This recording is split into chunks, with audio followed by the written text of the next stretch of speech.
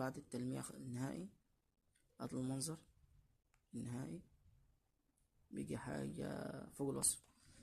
شايفين ده بقى شغل الفقاعة دي، فقاعة الهوا دي. ده الشغل اللي انا كنت اقول لك عليه، ده التأثير في الفيديو الاولاني. ده التأثير اللي بيعمله التفجير فقاعات المية، التأثير الجميل اللي بيبقى في المقبض، فبيدي تأثير جميل خالص. طبعا ايه الكيرف اللي بياخد المقبض اللي انت بتشتغل فيه، بيبقى ليه كيرف جميل جميل جميل. وبكده يبقى ايه، احنا خلصنا كل شيء. وكده ده نهاية الموضوع ونهاية المطاف في المقبض.